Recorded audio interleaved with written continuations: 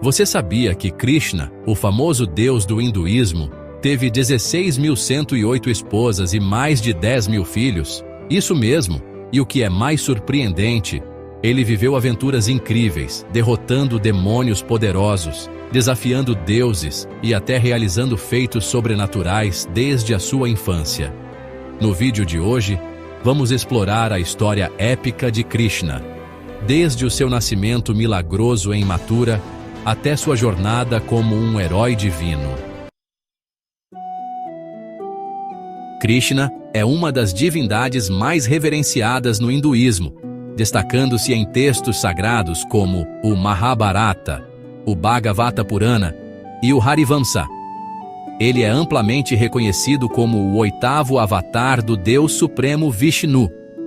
Krishna nasceu na cidade de Mathura, filho de Vasudeva e Devaki, membros do clã Yadava. Sua mãe era irmã de Kamsa, o tirano governante da região. Durante o casamento de Devaki e Vasudeva, Kamsa ouve uma voz divina em sua cabeça, profetizando que o oitavo filho do casal seria o responsável pela sua morte. Algumas fontes indicam que foi o próprio Vishnu quem revelou a profecia a Kamsa. Alguns anos depois, ainda temendo a realização dessa profecia, Kamsa aprisionou sua irmã e seu cunhado, e ordenou a execução de cada um dos filhos que nascessem de Devaki.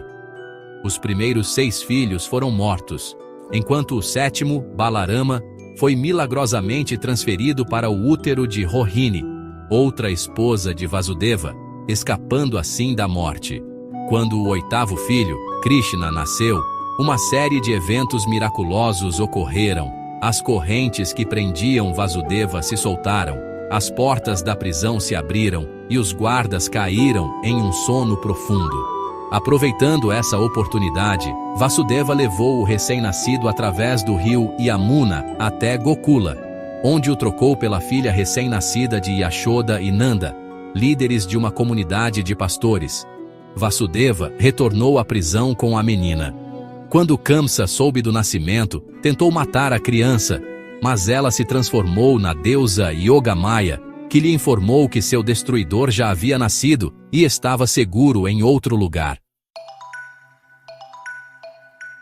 Mesmo ainda um bebê, Krishna realizou muitos feitos sobrenaturais, como derrotar demônios enviados por Kamsa para matá-lo, entre eles, Putana, uma Rakshasi, ou demônia, que possuía a capacidade de se disfarçar como uma mulher bonita e atraente. Ela foi enviada para Gokul com a missão de matar Krishna e escolheu uma forma traiçoeira. Seu plano era amamentar o bebê Krishna com seu leite envenenado. Putana apareceu em Gokul, disfarçada com a aparência de uma bela mulher que as pessoas acreditavam ser uma cuidadora. Ela foi até a casa de Nanda e Yashoda e pediu para amamentar Krishna, alegando ser uma ama de leite que desejava compartilhar e nutrir o bebê para deixá-lo mais saudável. Desavisada, Yashoda entregou Krishna nos braços de Putana. Com seu leite envenenado, ela esperava que Krishna morresse logo após a amamentação. Então, o colocou no peito e começou a amamentá-lo. Mas Krishna, com sua força divina, sugou não apenas o leite venenoso, mas também a alma de Putana. A demônia, em agonia, tentou escapar, mas não pôde.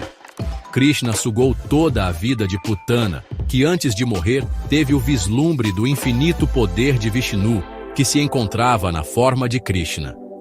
Nessa hora, sendo sugada em toda sua energia, a ilusão da demônia Putana é desfeita, revelando a gigantesca criatura em sua forma verdadeira, que tomba violentamente no chão com grande estrondo, causando terror na região. Trinavarta era um demônio que toma a forma de um vento muito forte e tempestuoso, com o objetivo de arrancar Krishna de sua casa e levá-lo para um lugar distante, onde pudesse matá-lo sem ninguém interferir. Ele criou uma tempestade violentíssima. O vento forte rapidamente levantou Krishna, que ainda era um bebê, no ar, fazendo com que ele flutuasse nas correntes de ar. No entanto, Krishna, com seu poder divino, não era um bebê comum. Enquanto estava sendo levado no ar, ele agarrou com suas mãos o vento demoníaco e, ao fazer isso, começou a sufocar o próprio Trinavarta. Krishna usou sua força divina para aumentar o peso de seu corpo, fazendo com que o vento enfraquecesse. O demônio foi forçado a descer, pois não conseguia mais controlar o vento. Trinavarta caiu no chão, derrotado, e Krishna, ainda em sua forma de bebê, permaneceu ileso.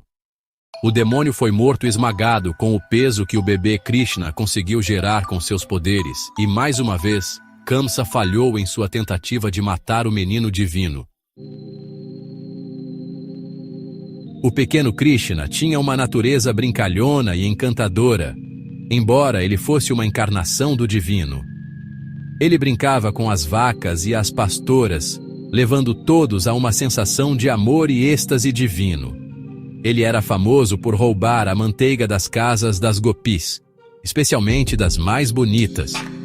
Krishna adorava essa guloseima e as mães das gopis o chamavam de Makan Chor, o ladrão de manteiga, pois ele frequentemente invadia as casas das pastoras para roubar o produto fresco que elas preparavam. Quando as gopis finalmente o pegavam, ele sempre sorria de forma encantadora, levando todos a rirem de suas travessuras. Ele fazia com que elas sentissem um amor imenso e incondicional por ele, mas, ao mesmo tempo, criava situações que as deixavam inseguras. Ele as chamava para dançar nas margens do Yamuna, mas depois, de repente, se afastava. Esse jogo simbolizava o amor divino, no qual a alma se sente atraída por Deus, mas sente uma ausência que a leva a buscá-lo incessantemente. Na aldeia onde Krishna vivia com seus pais adotivos, os aldeões seguiam uma tradição ancestral todo ano. Faziam grandes oferendas ao deus Indra, o senhor das chuvas. Eles acreditavam que Indra lhes concedia chuvas para que suas plantações crescessem e suas vacas pudessem pastar. Como forma de gratidão, os aldeões realizavam um grande festival, oferecendo comida e orações para Indra. Krishna, que já demonstrava sua sabedoria e poder divino desde pequeno, questionou essa prática. Ele perguntou a seu pai por que adoravam Indra e se essa adoração era realmente necessária. Krishna disse: Pai, por que oferecemos esses sacrifícios a Indra? A chuva não cai naturalmente? O que realmente nos sustenta não é Indra, mas a própria natureza, especialmente a colina Govardhana, que nos fornece pastagens, rios e abrigo para nossas vacas. Krishna argumentou que, em vez de adorar Indra, os aldeões deveriam prestar homenagem à colina Govardhana, pois era ela que verdadeiramente sustentava a comunidade, fornecendo ervas, água fresca, solo fértil e abrigo para os animais. Com suas palavras encantadoras e lógica convincente, Krishna persuadiu seu pai e os outros aldeões a mudarem o festival daquele ano para homenagear a colina, em vez de Indra. Quando Indra percebeu que os aldeões haviam parado de adorá-lo e estavam prestando homenagem à colina, ele ficou furioso. Como um deus arrogante e orgulhoso de seu poder, Indra não aceitava que simples pastores desafiassem sua autoridade. Indra decidiu punir o vilarejo. Ele ordenou que nuvens devastadoras cobrissem os céus e desencadeassem uma tempestade violenta sobre a vila.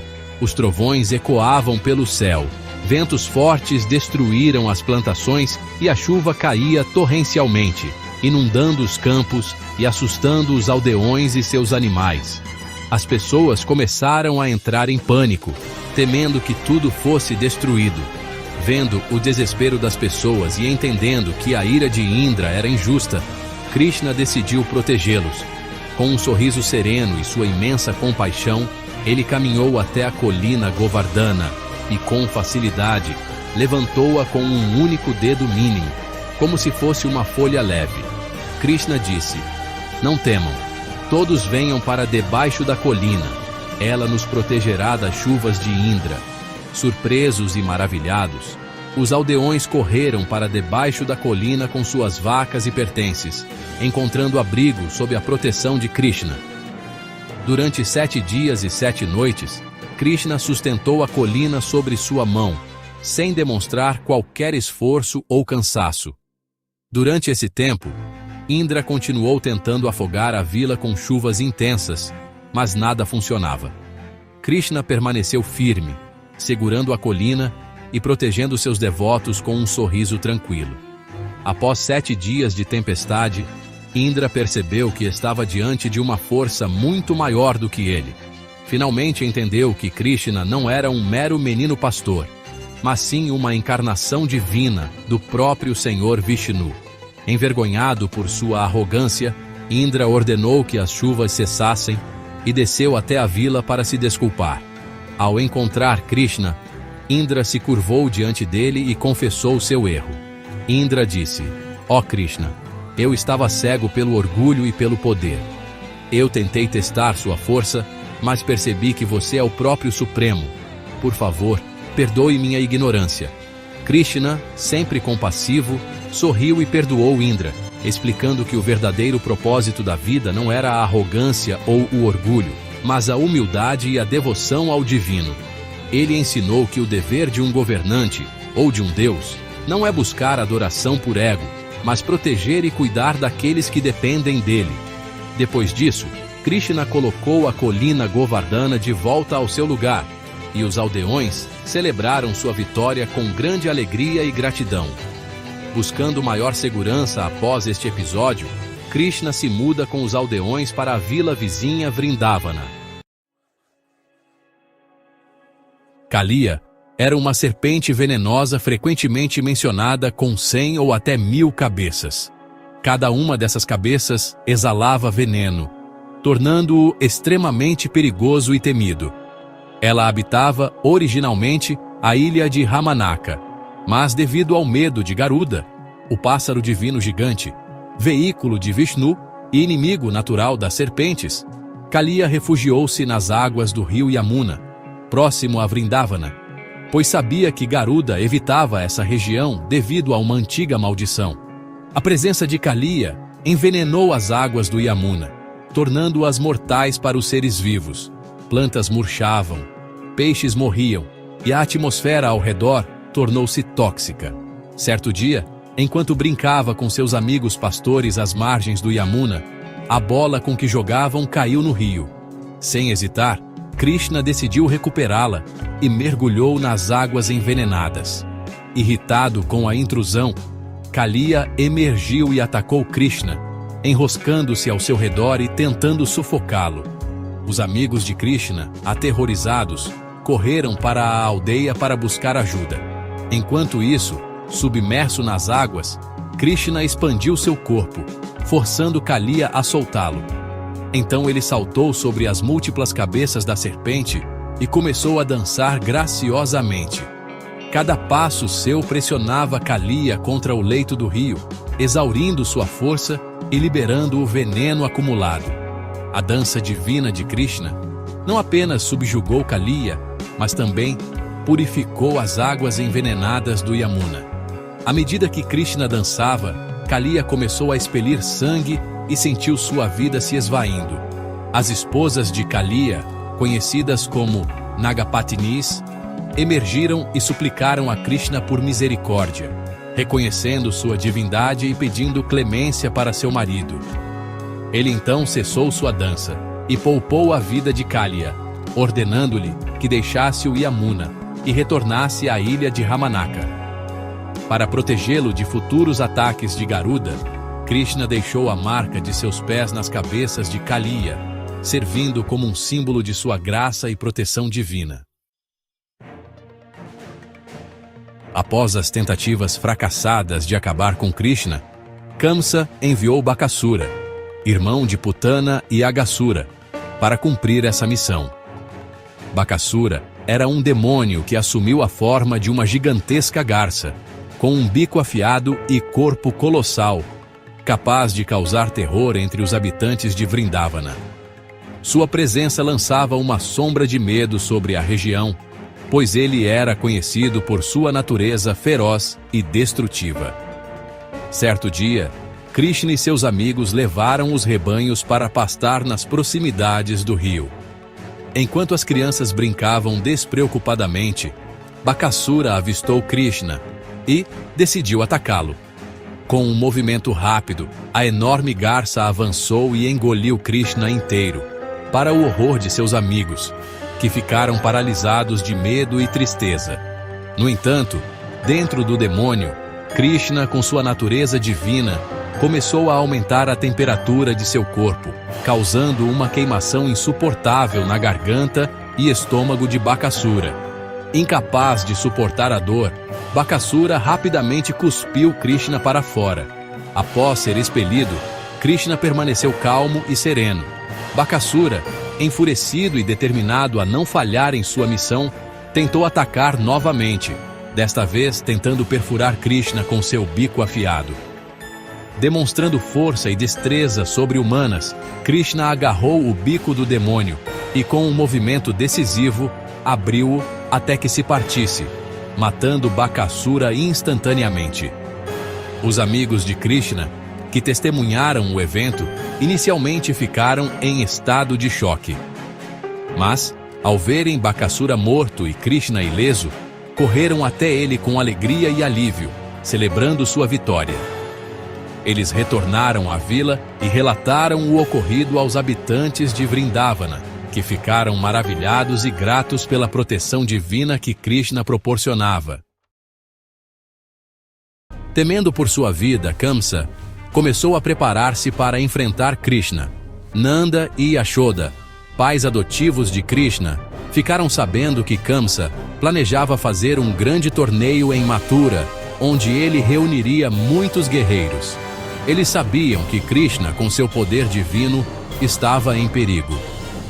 Krishna, então, decidiu retornar a Mathura para confrontar Kamsa. Ele se despediu de seus amigos e familiares em Vrindavana e, com seu irmão, Balarama e outros aliados, partiu para Mathura. Chegando a Mathura, foram recebidos com grande hostilidade pelas forças de Kamsa.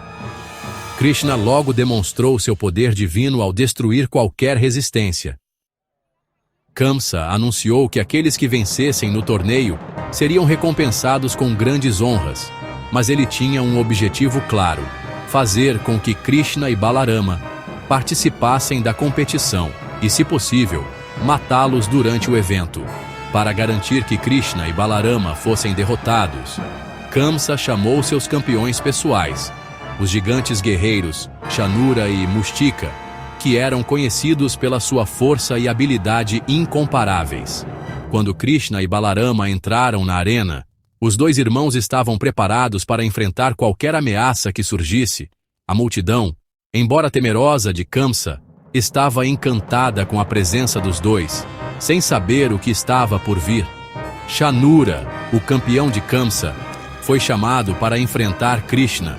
Ele era um lutador gigantesco, um guerreiro feroz, conhecido por sua força física imensa.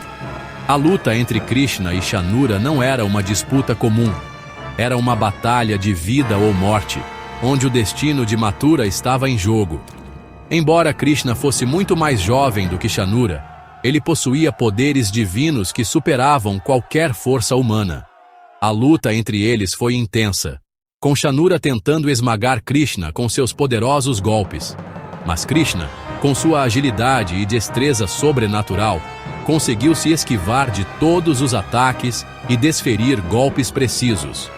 Após um confronto brutal, Krishna finalmente derrubou Shanura. A luta foi breve, mas intensa. Krishna usou uma técnica precisa para derrotá-lo, atingindo um ponto vital e derrubando o gigante de forma rápida e decisiva. Shanura caiu no chão, derrotado, e a multidão assistiu em choque e reverência, enquanto Kamsa começava a perceber que sua situação era mais desesperadora do que ele imaginava. Mustika era um guerreiro feroz, forte e altamente qualificado em combate corpo a corpo. A luta entre Krishna e Mustika foi tão intensa quanto a luta com Shanura, mas a vitória de Krishna foi igualmente decisiva. Mustika era mais habilidoso nas artes marciais e tinha uma enorme destreza no combate.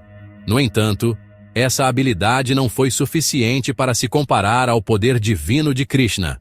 Mustika entrou na arena brandindo um grande bastão, desafiando Krishna para um combate, desferindo golpes pesados e rápidas investidas. Krishna, com sua agilidade e poderes sobrenaturais, conseguiu esquivar-se facilmente dos golpes, e usando sua força divina segurou o bastão de Mustika e o desarmou. A luta continuou por um breve período, mas Mustika não conseguiu lidar com o poder imenso de Krishna, que o derrubou de forma rápida e decisiva, mostrando que nenhuma força terrena poderia resistir ao poder do divino. Com a derrota de Shanura e Mustika, Krishna e Balarama estavam mais próximos de cumprir sua missão. Os irmãos seguem então para o palácio de Kamsa, onde o confronto final aconteceria. Agora, com a morte de seus campeões e a derrota de seus exércitos, Kamsa sabia que não havia mais saída para ele. Sua última esperança era matar Krishna em um confronto direto, mas ele estava ciente de que esse confronto seria o seu fim. Quando Krishna e Balarama entraram no palácio, o ambiente estava tenso. A cidade de Mathura estava dividida entre o medo do rei tirânico e a esperança de que a justiça divina fosse restaurada. Kamsa, já temeroso e desesperado, tentou fazer com que os guerreiros de sua guarda o defendessem, mas ninguém foi capaz de enfrentar Krishna, que chega com facilidade ao trono. O rei se esconde atrás de seus servos, mas Krishna avançou com determinação. Kamsa tentou lutar contra Krishna, mas era como uma formiga tentando socar um elefante. Ele foge e se esconde, mas Krishna o persegue implacavelmente. Suas tentativas de fuga e resistência foram inúteis e patéticas diante da força divina de Krishna, que com um movimento rápido e certeiro, derrubou Kamsa do trono, esmagando sua defesa e revelando a verdadeira fragilidade de seu reinado. Krishna, com um golpe final, derrubou o rei e o matou. Ele não fez isso com raiva ou por vingança, mas como um ato de restauração do Dharma, justiça, no mundo. Após a morte de Kamsa, os pais de Krishna foram libertados da prisão onde estavam mantidos por muitos anos. Eles finalmente puderam ver seu filho de maneira plena, como a encarnação de Vishnu, o Deus preservador do universo. Krishna revelou sua forma cósmica a seus pais, mostrando a eles sua verdadeira natureza divina. Esse momento foi profundamente emocionante, pois representava a libertação não só de seus pais, mas também de todo o povo de Mathura, que havia vivido sob o domínio de Kamsa. Depois de derrotar Kamsa e libertar seus pais, Devaki e Vasudeva, Krishna se torna o governante de Mathura. Algum tempo depois, a cidade sofre com as ameaças constantes de invasões de Jarasandha, o rei de Magadha, aliado de Kamsa, que desejava vingar a morte de seu amigo. Além disso, Mathura se tornou vulnerável a ataques de outras forças hostis. Diante dessas ameaças, Krishna decidiu fundar uma nova cidade, como um lugar seguro e próspero para seu reino e para os seus seguidores. O nome Dvaraka pode ser traduzido como a porta ou o portal, simbolizando o início de uma nova era. Krishna desejava criar uma cidade não apenas fisicamente segura, mas também espiritualmente elevada, onde as virtudes, a justiça e a prosperidade florescessem. Vishvakarma, o deus dos artesãos e arquitetos, foi invocado por Krishna para projetar e construir a cidade. Com sua habilidade divina, ele criou uma cidade imponente, com palácios de ouro, ruas largas, jardins exuberantes e templos magníficos. A cidade foi cercada por grandes muralhas, e sua arquitetura era tão grandiosa que parecia uma cidade celestial. A beleza e a opulência de Dvaraka atraíram a admiração de todos que a viam. Em algumas versões do mito, o próprio deus do fogo, Agni, foi chamado para ajudar na construção. Agni sugeriu que o terreno para a cidade fosse retirado do fundo do mar.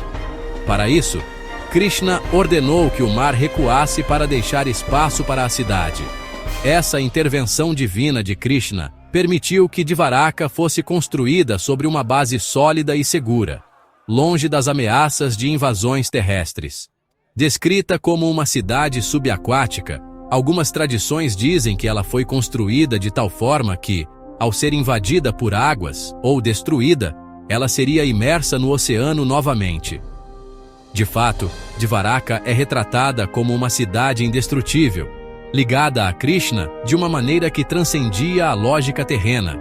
A cidade era famosa por sua grandiosidade e prosperidade, além de ser um centro de sabedoria e devoção. Krishna teve muitas esposas ao longo de sua vida. No entanto, o número exato varia de acordo com diferentes fontes. As mais confiáveis dizem que ele teria 16.108 esposas, das quais as mais conhecidas são 8 principais.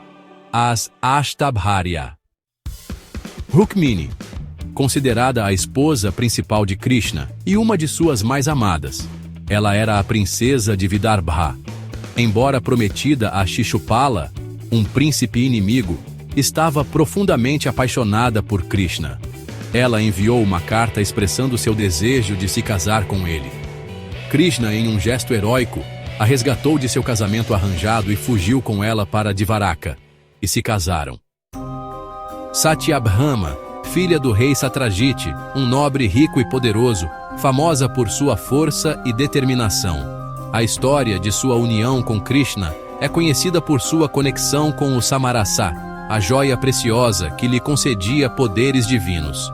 Satyabhama pediu a Krishna que a aceitasse como esposa, após ele recuperar a joia que havia sido roubada de seu pai. Ela era bastante orgulhosa e, em muitas histórias, demonstrava ciúmes de Rukmini, mas sempre se mostrava leal a Krishna.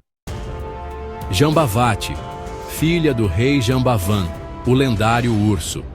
Ela se casou com Krishna após um evento no qual ele derrotou seu pai em uma luta. Impressionada com a força e a divindade de Krishna, ela se casou com ele. Kalindi era uma princesa e a personificação do rio Yamuna, considerado sagrado na tradição hindu. Kalindi apareceu a Krishna enquanto ele estava em uma jornada espiritual. Ela pediu a Krishna para ser sua esposa, e ele concordou, levando-a a Dvaraka. Mitravinda era uma princesa de Kundina, tinha um grande desejo de se casar com Krishna, mas seu irmão tentou impedir. Krishna, no entanto, a resgatou-a e a levou para Dvaraka, onde se casaram. Nagnajiti, filha do rei Nagnajit, que tinha prometido sua filha ao homem que conseguisse passar por uma série de testes, como domar 6 touros selvagens. Krishna, com sua força divina, completou os testes e conquistou o direito de se casar com ela. Bhadra, filha do rei Bhadrasena, e Lakshmana, uma das princesas de Kosala. Suas histórias de casamento com Krishna são frequentemente associadas a eventos em que Krishna mostrou sua força em batalha. A grande maioria foi salva e protegida por Krishna durante uma batalha com o demônio Banasura, ou em situações semelhantes. As esposas adicionais foram princesas capturadas ou em perigo que Krishna libertou e levou para Dvaraka, oferecendo-lhes proteção e casamento. Embora os filhos mais famosos de Krishna sejam aqueles que nasceram de suas esposas principais, há menções de que Krishna teve uma grande descendência ao longo de sua vida. Com suas 16.108 esposas, incluindo as 8 principais, Krishna teve mais de 10.000 filhos, embora o número exato varie conforme as versões dos textos. Destacam-se alguns dos filhos mais conhecidos de Krishna.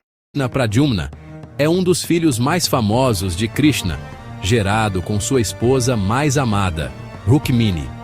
Ele é frequentemente descrito como um grande herói e guerreiro. Ele é uma reencarnação de Kamadeva, o deus do amor, e sua história é marcada por aventuras, incluindo sua captura por um demônio chamado Shambhara, que o sequestrou quando ainda era um bebê.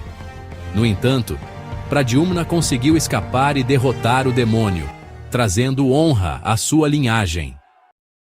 Samba era filho de Krishna, com sua esposa Jambavati. Ele é uma figura que se destaca por suas travessuras e pela história de seu destino trágico. Samba foi conhecido por causar uma grande discórdia entre as famílias dos Yadavas e os Kurus, o que acabou levando à queda dos Yadavas. Ele é famoso por ter se disfarçado como uma mulher grávida e ter feito uma piada em um momento inadequado, o que provocou uma maldição que resultaria na destruição da dinastia Yadava. Drishtadyumna, filho de Krishna com sua esposa, a princesa Subhadra, é também uma figura importante, especialmente em relação à batalha de Kurukshetra, onde ele desempenha um papel crucial como líder dos Pandavas. A ideia da grande quantidade de esposas e filhos também reflete a natureza de Krishna como um ser divino, com a capacidade de atender aos desejos e necessidades de todos, simbolizando sua onipresença e poder. As guerras haviam causado grande destruição, e o equilíbrio do Dharma, justiça e ordem cósmica pareciam estar em declínio, com a morte de muitos heróis e figuras centrais. A destruição de Dvaraka, a cidade de Krishna, também estava se aproximando, simbolizando o fim de uma era. O próprio Krishna, que havia cumprido sua missão terrestre de guiar os justos e derrotar os tiranos, agora estava prestes a abandonar sua forma física e retornar ao seu domínio espiritual como a encarnação de Vishnu. O ciclo de Kali Yuga, a Era das Trevas, estava se aproximando. Os Yadavas, a linhagem à qual Krishna pertencia, começaram a se envolver em conflitos internos. Em uma série de eventos trágicos, os Yadavas começaram a lutar entre si, alimentados por Maya, a ilusão cósmica, levando à destruição da cidade. Krishna então decidiu que era hora de retirar-se do mundo físico, conforme estava predestinado. Ele com pesar se retira para a floresta de Bhandiravana, acompanhado de seus satsang, seguidores e amigos mais próximos. Nesse momento, Krishna sabia que sua missão na Terra estava concluída. Ele desejava se afastar da humanidade e retornar ao seu estado divino, algo que seria possível somente com a sua morte física. Enquanto Krishna e seus amigos estavam sentados à sombra de uma árvore na floresta, um caçador chamado Jara apareceu. E ao ver o movimento de Krishna sentado com suas pernas esticadas, confundiu o dedo de Krishna com a cabeça de um cervo. Jara, com sua flecha, disparou em direção à figura que ele pensava ser um cervo. A flecha atingiu Krishna no pé, causando-lhe uma ferida. Embora essa flecha tenha sido disparada acidentalmente, foi interpretada como parte do plano divino para que Krishna deixasse sua forma mortal. O divino não ficou irritado ou enfurecido com o caçador, mas, ao invés disso, se dirigiu a ele com compaixão e revelou sua verdadeira forma para Jara, que, arrependido, pediu perdão por sua ação inconsciente. Ele retornou à cidade de Dvaraka, onde as últimas linhagens dos Yadavas também estavam se autodestruindo devido à maldição de Rishi Narada, e viu o fim de sua linhagem. Em seguida, Krishna sobe aos céus, para continuar o ciclo cósmico, abandonando sua forma humana e retornando à sua forma divina de Vishnu. O processo de Krishna se retirando do mundo físico é conhecido como a sua morte divinizada. Com a morte de Krishna, o reino de Dvaraka foi submerso no mar, simbolizando o fim de uma era próspera. Os Yadavas, em um estado de caos, se destruíram mutuamente em uma luta interna. O reino que havia sido construído por Krishna se desfez, sendo tragado pelas águas, como se fosse um testemunho da transitoriedade do mundo material. Todos os traços de sua grandiosidade desapareceram, simbolizando a passagem do Dvapara Yuga, a era de Krishna, para o Kali Yuga, a era das trevas e do declínio moral e espiritual. A cronologia tradicional indica que Krishna nasceu por volta de 3228 a.C. e deixou o corpo em 3102 a.C., data que também marca o início da Kali Yuga, a era atual, segundo a cosmologia hindu.